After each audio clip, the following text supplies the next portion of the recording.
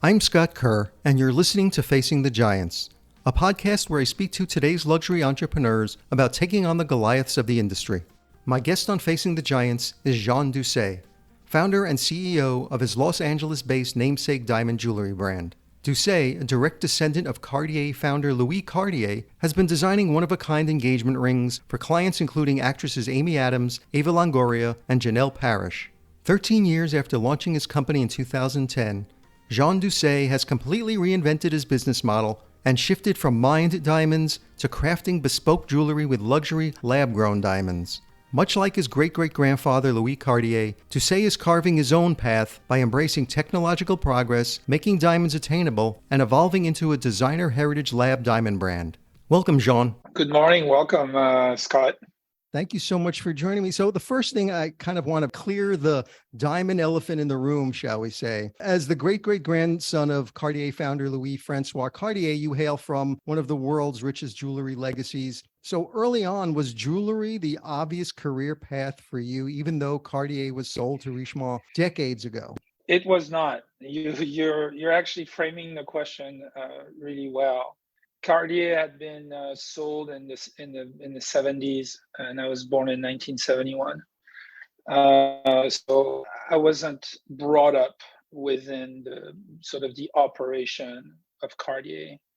It was more of an historical backdrop in our upbringing and in our lives.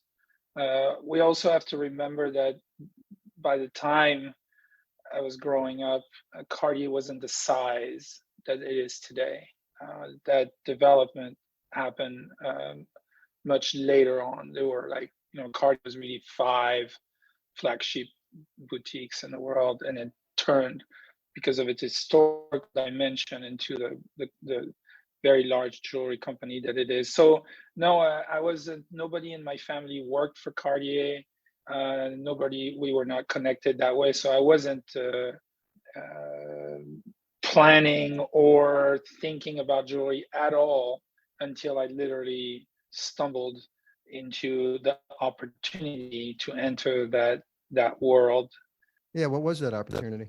Yeah, it's a relationship that my mother had with the headhunter of Cartier, as a matter of fact, who was placing somebody at another famous jewelry French brand called Chaumet. Mm-hmm. And they were looking for a high jewelry salesman. And for some reason, he thought of me, even though I had no experience.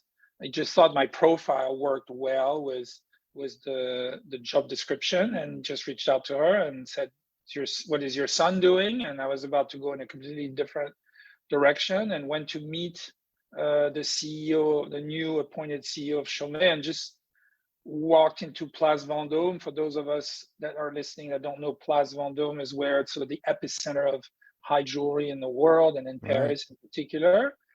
And it's one of those moments where the sort of the grandeur of the location, the magnificence of the jewelry, and so that the historical weight sort of really came through to me. And I immediately felt, I want to be here. I just can't really explain it. It's one of those things that people describe, I knew when I knew, and that's sort of that first moment. And I started a training with a diamond dealer in the area, and started observing the workshops on top of the store. Most of the brands have workshops high above their storefronts. That's where historically they were located, and just completely fell in love with the craftsmanship, the beauty of the gems, the intricacy of the work, and obviously there's something very appealing about all of a sudden being immersed in a world where only the elite sort of shop. That those are the most precious gems in the world. And you were trained at some of the most esteemed high jewelers like Van Cleef & Arpels and some other ones. Why did you decide to venture out on your own? I think I spent my career just really learning from the best. I was very fortunate in that way, and I always sort of had a point of view on not just the jewelry itself, but the process of selling jewelry, of presenting diamonds, of working with the clients. So I had a point of view there that I always wanted to express a little bit beyond the confines of the brand that I was working for. That was the beginning of that. And then aesthetically, I also sort of had ideas, but nothing really completely, fully conceived that I would imagine or myself as a designer. And then after 10 plus years sort of going through the career of working for these prestigious brands, something changed in the jewelry industry. The diamonds started being sold online. Mm-hmm. And I thought that that was in itself, for sure, a disruption and a mini revolution. Diamonds had been shrouded in secrecy for their entire existence. They were almost mystical gemstones. Prices were hard to understand for consumers. Their origin and provenance, their quality were complex to understand. And all of a sudden, it was out there for everyone to learn about. And I thought that was groundbreaking enough that it gave me the idea of, well, why don't I embrace this disruption, but apply everything that I know about the tradition of jewelry making to start a brand that will be traditional artistry, but for the modern consumer. Because if diamonds started being sold online, it's because there was an audience. There was a younger, newer audience that was, shopping online, learning online. It's just a different time. When I started in the jewelry world, it was still very traditional. There was still curtains on the doors at the stores Place Vendôme. These stores were very intimidating, and everything was in flux. So that's when I started, and I wanted to start a website and a sort of a digital brand. So I got really excited about that part of it. And that's when I took a leap of faith. But I had never really designed a collection of my own. So that was the starting point. So from what I understand, at the time when you did launch your own company, you started working privately, mainly with celebrities and high jewelry connoisseurs. Did you have a signature design at that time? Not yet. As I said, I had a lot of concepts and ideas in my mind of what jewelry and rings in particular should look like, but had never really sort of developed that into something tangible and physical. The celebrity part is interesting because it was serendipitous that I worked with celebrity. I just happened to have a couple of different relationships that brought me celebrity names that were up and coming. First was Eva Longoria. At the time, she was more than up and coming. She was like sort of one of the biggest names in entertainment. And that allowed, because we had a personal relationship, allowed me to create that ring. So it did two things. First of all, I was able to express myself aesthetically, and she loved her ring. So she sort of gushed about it and talked about it. And she was also very excited about the moment. So that celebrity rings immediately put your name in a higher shelf. Right. And they also have a very long life cycle, because these rings are always talked about with the press. So there was that, and then Amy Adams at the time was in Enchanted. So it was the beginning of sort of this big career that she's had since. And so these two convergence of celebrity rings gave me a little bit of a leg up. That also interested the press. The press, finding out where I came from the Cartier family, sort of thought that this was all that's the story right there. Story. Right. That's the story right there, and that's really how it started. I just want to mention that I don't have personal Cartier wealth. And I pointed out because I started this brand and built it from the ground up, from working at home to designing these first rings to writing out on a piece of paper what I thought the narrative and the identity of the brand was going to be, and sort of built it all from just these thoughts and ideas. And I self-financed it for the better part of 10 years. Yeah, and all those brands you once worked for put original design and exceptional craftsmanship front and center. Plus, your bonus Cartier heritage. What did you learn Mm. from those venerable high jewelers and, of course, your great great grandfather's legacy that you applied to designing your own pieces and growing your own business? Well, first and foremost, they excel at selecting the finest gemstones and learning about diamonds and diamond cuts and shapes and proportions and gemstone colors, when we were talking about that, has a lot to do with photographic memory. You can only learn if you see. And so being in that very high, working with these companies for so long, I got exposed to the very best of the best. And therefore, my taste developed into seeing the best gemstones. And I applied that concept to the way I started my own brand. So that's the first thing: diamond selection, the taste there, and then their craftsmanship, the way they execute rings is by far superior to anything that you see in sort of in the jewelry world as a whole. And there are even degrees to that, but let's just put them all in the same boat. They have the best artisans in the world. They create the best volumes, execution, polish. They refine everything. They hand paint the pieces first, then they make mock-ups of the pieces. Then, the technology has evolved, but the gemstone selection, then the craftsmanship. It also works that the craftsmanship and the gemstone selection also bodes well with my personality. I do like things that are really, really well made, really technical. So that's my biggest takeaway from working with these brands. And I'd be remiss also if I didn't bring up the way that you learn how to handle yourself selling jewelry. Mm-hmm. They also do it best. They had decades of experience meeting some of the most refined,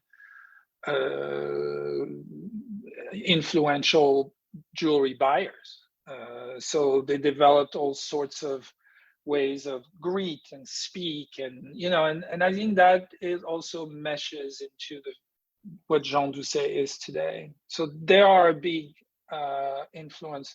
I have to point out that the Cartier heritage is not something that was at the forefront of my identity as a brand. It was there, but I never said, well, because I am a descendant of Louis Cartier, that makes me a legitimate designer. Because first of all, I didn't think so. And I also wanted to be my own person first and see how consumers and clients and people would receive my designs and my ideas and the way I speak in present. And from there, we brought up sort of that Cartier heritage the way it is today. Today is a lot more upfront, because it is an important marketing element of the brand. It is something unique that no other current designer that I know of possess. And it also, I have to live up to the legacy. And so it's very important for me not to have a chip on my shoulder, but very important to me to have the utmost respect in what I do, as far as how it connects to my descendants, if you will. And in 2010, when e-commerce was just starting to rapidly grow, you went digital and launched this innovative online platform that allowed consumers to try before they buy their mined diamond engagement rings. How did that process work? I thought digital was very interesting. It was the future, and I just always wanted to look towards innovation. It was also a way to start a brand with a minimal amount of resources, right? I didn't have to have a boutique. I didn't have to have inventory, so I needed to make everything to order. And in order to make the consumers feel more comfortable about purchasing a ring from someone they've never really heard of at the time, and a diamond they've never seen, I need to put my best foot forward to make the most convincing, confidence building sort of approach. And I had some experience with silver and cubic zirconium jewelry making.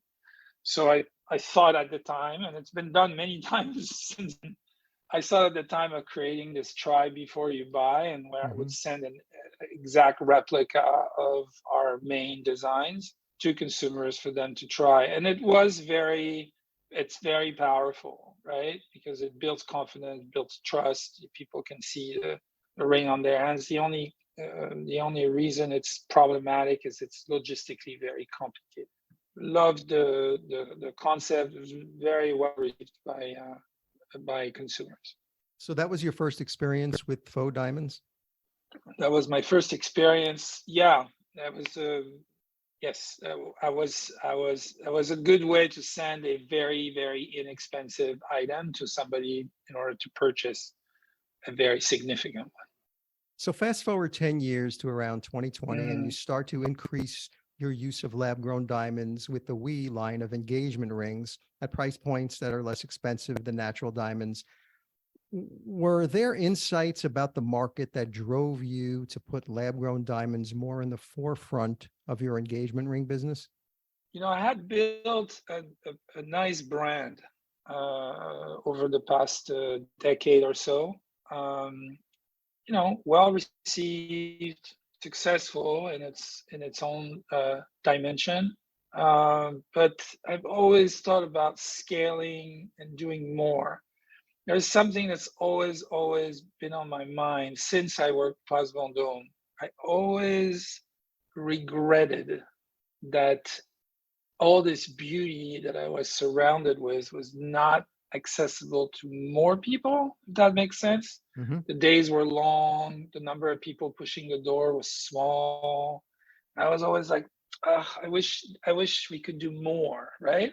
I also thought that really well made jewelry and really well chosen diamonds didn't have to be overly expensive. I think it's a matter of taste, not really a matter of means for the jewelry. So that's kind of what I wanted to do, and I was trying to find ideas to scale. And the only way to scale at the time was natural diamonds. There's only one way to make a natural diamond cheaper is to make it smaller and of a lesser quality. Right. I just wasn't getting anywhere with that approach, and people were coming to me with lab grown production. That's maybe 5 6 years ago. And they were kind of looking for legitimacy. They were more technology people, not really diamond world or diamond jewelry industry people yet. They were looking for legitimacy, and they were mostly coming with an approach that had to do with the ethical side of things. And I was like, I don't want to do that. Like, first of all, it's disingenuous to label natural diamond as blood diamonds. Mhm. And I just don't think that's what's interesting about lab grown diamond. What's interesting is the value proposition. And the reason why I didn't act on it at the time is because the diamonds were not well cut yet, Scott. Like just I mentioned before, there is an art to cutting diamonds, and they were diamonds, they are diamonds, but they weren't really cut well. So that was the first thing. So I was like, well, and then they weren't certified. And I thought that that needs to happen. And then fast forward a few years, I could see that some people were sort of transition from the natural world production to the lab grown production. The diamond cutting was excellent. The polishing and cutting, the stones look incredible. And the GIA, the Gemological Institute of America, which is the benchmark for diamond trading worldwide for decades, was grading lab-grown diamonds, as they should, but they were putting natural diamonds and lab-grown diamonds on an equal footing in terms of color and clarity and polish and symmetry, and they were just grading it the same way. The only difference, they were saying laboratory grown on the certificate. So so that was big for me, because that's like if GIA recognizes that lab diamonds are diamonds, then therefore they are ready for prime time. I was just sort of liberated, because I've just spent the last almost 30 years of my career selling to a very small elite number of people first, and then selling to people that are always sort of compromising. So if I just simplify it to a couple that comes in to see you to buy a diamond engagement ring, the budget is constantly at the forefront of the conversation. The diamond price is so high that you need to adjust the color and the weight and the clarity. So you're constantly adjusting, compromising, and there is just tension around it, right? I can't get what I want, or it's not really quite okay. And then I settle, I compromise. Lab-grown diamond just sort of lifts all of those barriers. And it now allows people to have what they want. Not an obscene diamond of an obscene size. It allows them to, we know from surveys, they are able to buy the size and quality that they would want at a price that they are prepared and ready and able to afford. That's very, very compelling. And so to me, I was like, well, I'm going to try. It's not easy. You've been doing the same thing for nearly 30 years. The industry is sort of, there are two camps here. There are like the natural people and then the lab grown people. And I am a designer, somehow known designer that says, I'm going to sell lab grown. So you get messages like, I didn't see this coming. I can't believe it. Your grandfather must be turning in his coffin, and I get that, and then I said, well, I feel really good about it, and I feel that I need to try. So I tried it. I had a sort of a collection that I had from Jean Dousset called Oui by Jean Dousset that I had built for scale. That was just kind of there, ready to be the lab collection. And I tried it, and literally the day we turned that on, it just sold. It literally just, people were just purchasing these rings from us with a lab diamond center stone, and increasingly more months after months after months after months. And it wasn't a different customer, Scott. It was the same people that we were used to seeing having to spend on an average, let's say $20,000 to $30,000 for their engagement ring. That's kind of what our price AOV was, what average order value. And then all of a sudden, same profile, same demographic is purchasing these lab-grown diamonds in just larger volume. So it answers the question that I asked myself years before: can Jean Dousset appeal to more people than this particular group we're working with? And will lab-grown diamond be well received? And they were. And so quickly thereafter, I couldn't see myself sitting on the fence.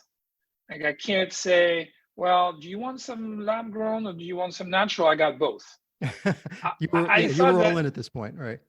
Yeah, I thought that was just like, that's just not, I was not sustainable. It was okay to test it, but not sustainable as a brand. Like, you have to I have to tell people who I am. And it was obvious to me I needed to pivot completely to lab grown. Yeah, which you just recently did. Your whole business model shifted. We were Yes. talking about it's kind of a little bit of a risky decision that doesn't come overnight. It just sounds like you put a lot of thought into it and that it was leading to this. Did you feel there was a larger strategic business opportunity with just lab grown diamonds? Yes, for sure. First of all, I think it's the future. This conversation about lab versus natural is going to persist until consumers have made the final decision. Right. Okay. Right now, everybody's, for a good reason, some people are highly invested into the natural world. And this is a disruption. This is a disruption beyond the of no prior. It's never happened before. The diamond jewelry industry has never had to reconsider its existence. So this is big. I talk to editors that are in their 30s. For them, it's an obvious choice. They're not questioning it. They're not wondering. They're not, having these sort of debate amongst themselves about, should I buy a diamond that's sort of friendlier to the environment and doesn't have any issues with the ethics and also happens to be affordable? I mean, still a luxury product by every dimension, but affordable? Like, no, they're not hesitating. And then if you're thinking about the generations to come, because my idea is to build a brand that lasts, Scott. I'd like it to be some kind of my own legacy.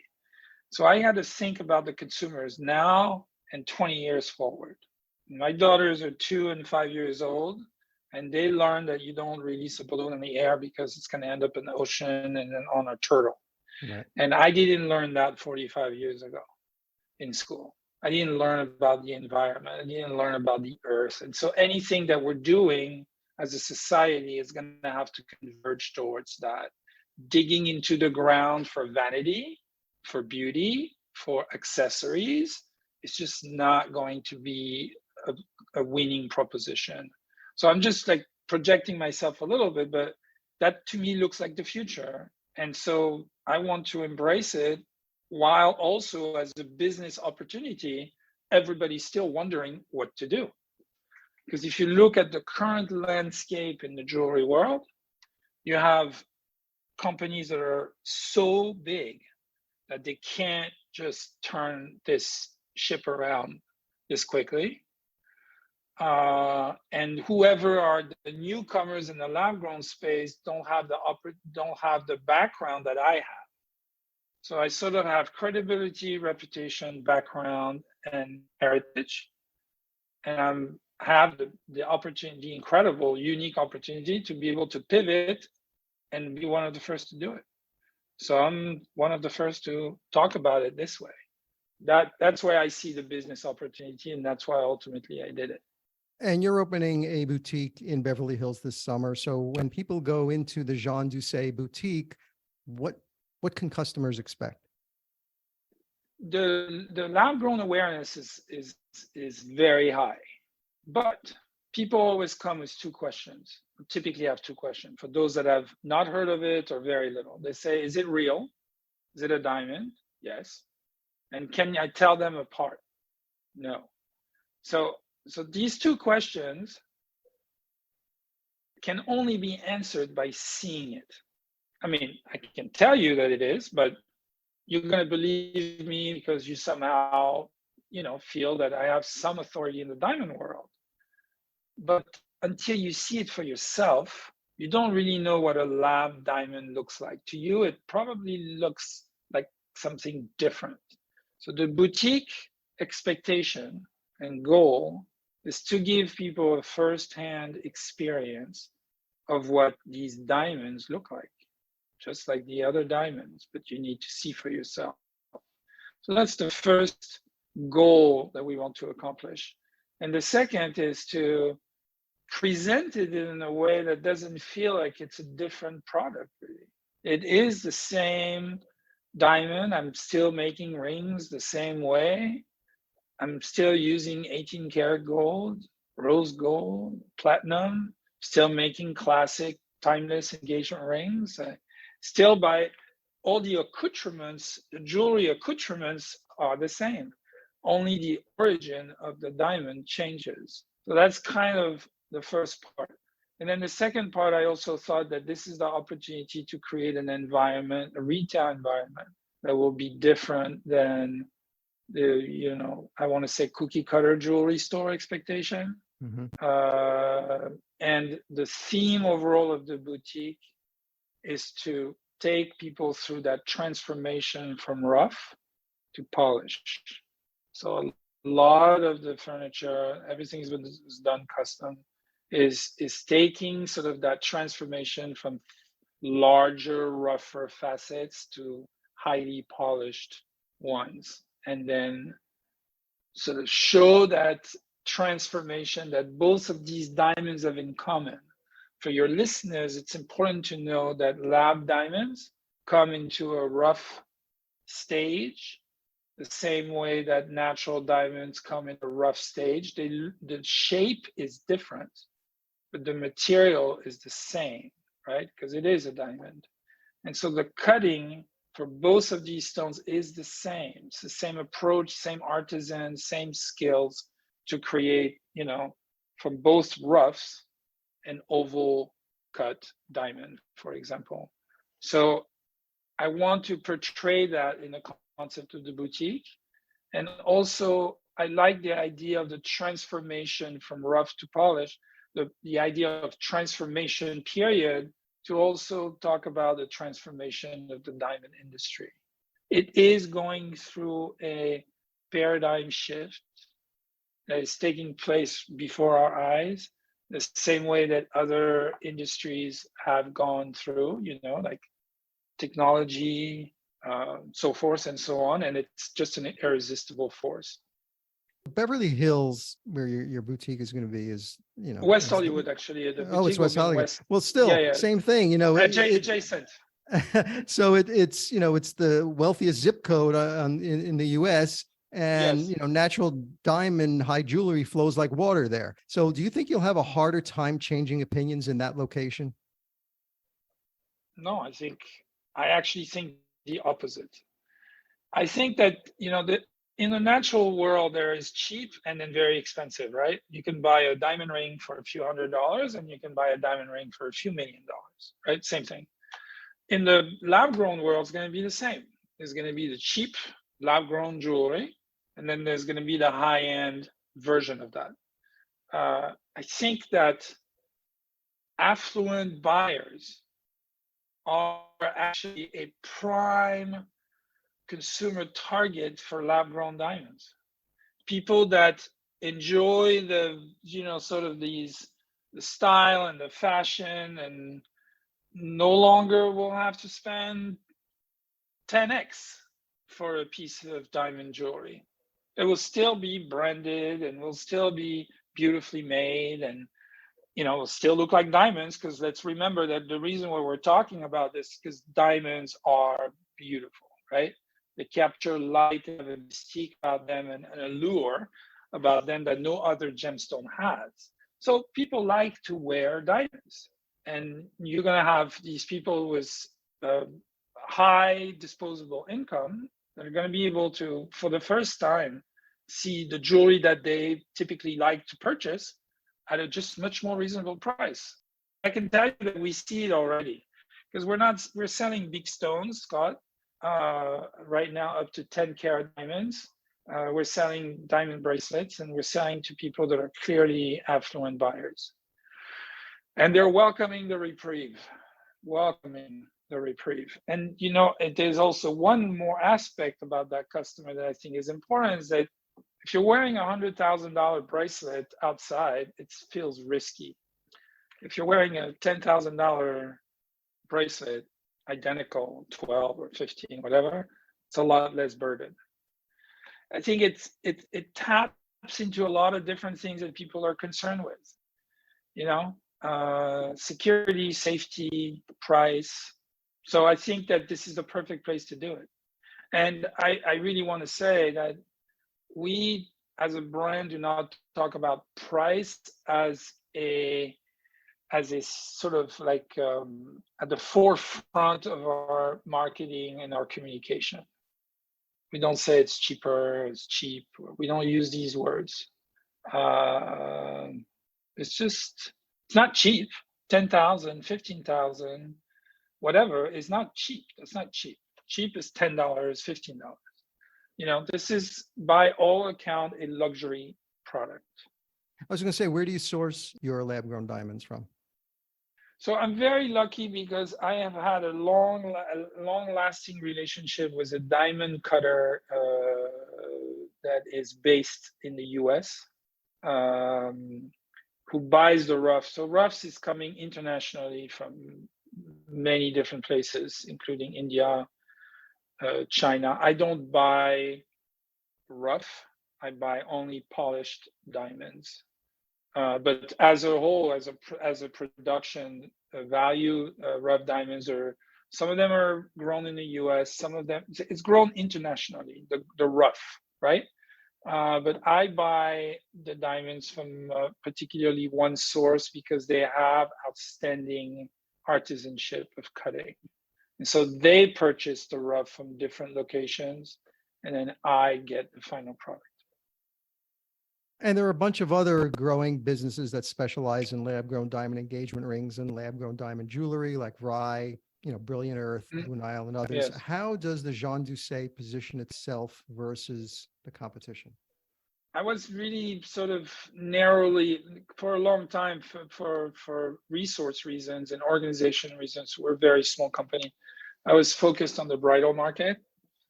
So I was looking at some of these brands, like Brilliant Earth, as obvious competition. They still are, but they're using a different model. First of all, Brilliant Earth uses a mold. They sell everything. They don't just sell lab grown. So I think the first point of differentiation is the fact that we're exclusively selling lab grown diamonds.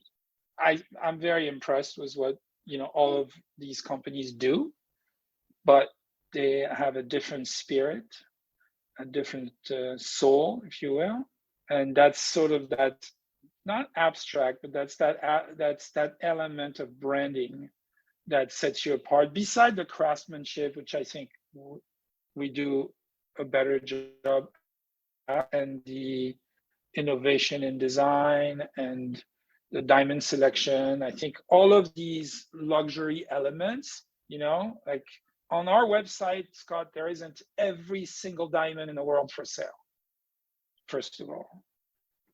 So that's the case on some of the websites you mentioned. They have everything for sale. Mm-hmm. Every certificate, every shape, every cut, every quality, everything. We create everything to a certain standard level, which does put you in that sort of luxury category, right?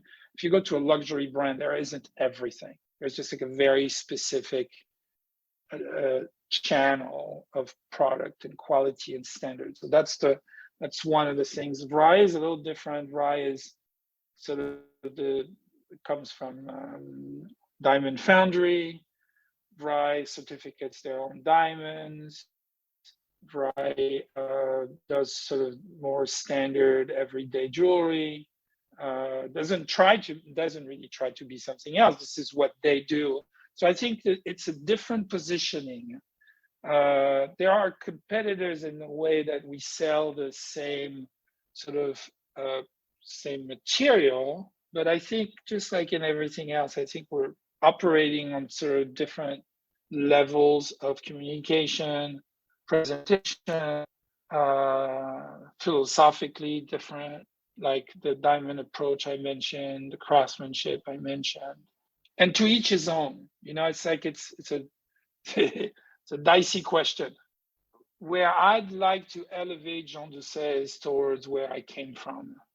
And, like if you are some of the businesses, the companies that you just mentioned, in order to have the massive amounts of sales that they do, they need to have a much broader reach, right? They need to have different price points. They need to make jewelry a different way in order to hit this price points. So all of that stuff is a little bit different. I'd like to hopefully be able to take the Jean Dousset boutique and then displace it and then place it in Paris next to these other illustrious jewelers, or in New York next to the highest of brands, and just have it do well and fit well. And that would be sort of where I'd like to see Jean Dousset being, as an alternative, not as a competitor of these beautiful brands, because they do something very, very different.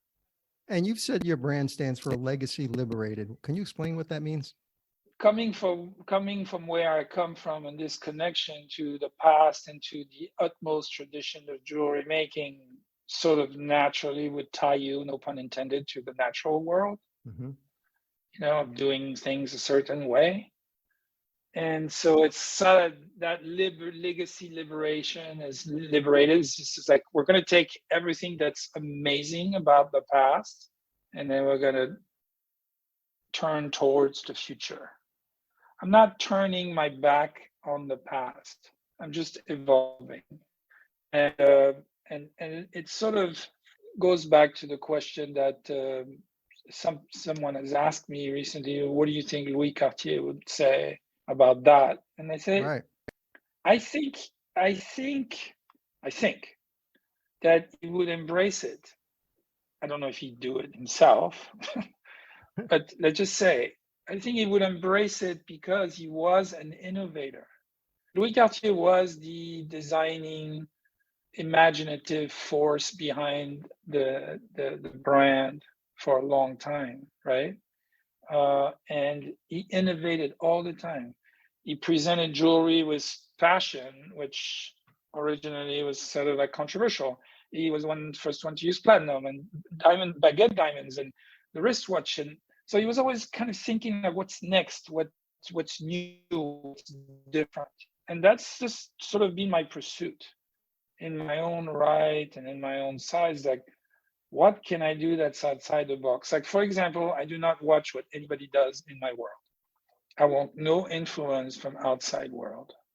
So I don't watch competitors. I don't look at anything. I don't follow anybody on Instagram that does what I do. Right? Sometimes I see things, obviously, but I try to be my own self always. And when we're having meetings with the team and we're thinking about, how to launch the boutique or activate or doing this, I'm like, push it more, push it one step further. What can we do that's not necessarily being done? So to the extent that we can, it's about just always trying something that it's innovative. And I can't think of something better than lab. And I have to tell you this, for me, I say liberation, not just from the legacy, but me as a designer and as a person. It's like, what a relief. Like, you can have what you want. I don't have to witness the tension anymore. I can create a ring. I'm making a ring right now for the boutique that you would never think of making in a natural stone. Too expensive, not reasonable. Design-wise, you were used to be limited. It's like, well, I'd love to make a ring that looks like this, but this will just be prohibitively expensive. And then instead of that, I get to make whatever I imagine. That's also liberating. You're saying before, what if Louis Cartier was alive today, what he would think, et cetera. Cartier jewelry has always been hallmarked by elegance, emotion, and innovation. So is it possible to have an emotional connection to lab-grown diamonds? Yes. Who says that emotional connection has anything to do with price? I mean, why does it have to be so expensive to mean something? I mean, there are countless luxury products that provoke emotions. Diamonds are particularly detached from everything else. I'm not talking about art, right?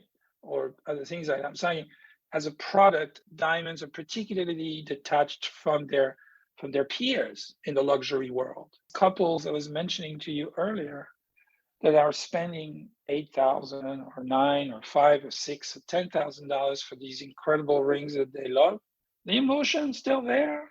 The sentiment is exactly the same.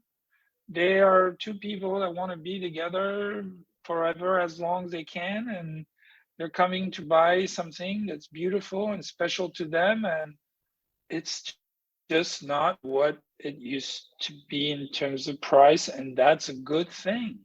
The Right. sentiment has not changed. And remember that the diamond is only one part of the jewelry. The design, the ring, the setting, the brand, the packaging, the store experience, all of that is part of the emotion. And we get to keep all of that. That store will have all of those elements, and it simply won't have that sort of doors that shuts in front of you at the last second because you just can't have it. I think that's amazing. We're starting to see luxury brands such as Gucci and watchmakers like Breitling and Tag Heuer recently starting to introduce man-made stones in their collections. LVMH has Mm-hmm. invested in a lab-grown diamond producer. We know the top luxury Mm-hmm. brands will not stop using natural diamonds anytime soon, but do you see more lab-grown diamonds making their way into the mix of these legacy brands? If I was a fly on the wall and I could go around all these names that you've mentioned, they must have, if not daily, weekly, or monthly conversations about this. How do we do it? What happens when people come in the store and say, I only want to buy lab grown diamonds? Why are you not offering lab grown diamonds? I think that what you're seeing is sort of these, first of all, these groups own all the brands, right? So let's say one group is telling, Tag Heuer, hey, why don't you try lab diamonds on those watches, see how it's received. Let's test it out on the brands where we have more flexibility, you know? But I think the consumer is ultimately going to be the one that's going to provoke the changes. It's not really, I mean, it is the brands, but the brands are going to do it because the consumers want it. They're not, you don't see uh, some of these brands coming out in full throttle support of mining and natural diamonds. They're just sort of looking and seeing. I just went to the jewelry show in Las Vegas. It's a huge jewelry show. And that's what you see. That's what you feel. It's on everybody's mind. It's on everybody's lips. What do we do? How do we turn? What is happening? And so I think that's what they're doing. So the brands that have creatively more flexibility are definitely going to introduce it. I think there are brands like mine that have. I was as at a size, Scott, where pivoting was an emotional decision, but the risk versus reward was small. I mean, or big, whatever, however you interpret that sentence. I didn't have 100 years behind me, or 50 years around me, or 100,000 clients or inventory that I had to contend with. I just decided to be leaning into the future. And I think these brands are, for the most part, thinking about that. You also have to consider that Cartier, Van Cleef, and all these brands, and I don't know what that mix is, but don't rely on diamonds as much as you think. Cartier sales are probably most of Cartier sales are probably in watch category, jewelry category, not necessarily containing diamonds. So I don't know what the product mix is, but they're not completely entirely dependent on diamonds. A good, I don't know if it's a decent example of transformation is like Tesla dominated the electric market for 15 years, right? And the brands, the other huge manufacturing brand that we know of, it took them 15 years because, oh my God, like, is this really happening? B, do consumers really want this? C, can I do it? How much do I have to invest, and how much do I have to change? And that transformation takes a very long time. For me, transformation took a few months. But for these brands you're talking about, it cannot be done overnight. So I think if they're talking about it, I think everybody's talking about it. The strategy going forward, that is, still to be determined. So Jean, looking forward 5 years, how do you want the brand to grow? I'd like to open boutiques. I am actually excited about this one because it's going to be the first of its kind. I mentioned that I basically operated virtually and out of a website for the past decade, a little bit by design and also by necessity. This lab-grown energy and the opportunity has really compelled me to decide to open a boutique, and I'd like to open more of them, first in the US, but also internationally, and just be sort of at the forward position of lab-grown, lab designer luxury brand penetration in our industry. More boutique would be wonderful, and then once that is complete, or if and when that happens, I think I will feel like I have accomplished what I set out to do. And I'd be remiss, Scott, if I did not mention that Lab Diamond for me is sort of like opportunity meets whatever chance, or chance meets opportunity, or I didn't think about it. I was looking for it, and it just sort of just matured and presented itself at that moment in time where I was just like ready to do this. Well, that's a good way to put a bow tie on the whole thing. Jean Dousset, founder and CEO of Jean Dousset, thank you so much for joining me on the show, and best of luck with the opening of the boutique. Thank you very much, Scott.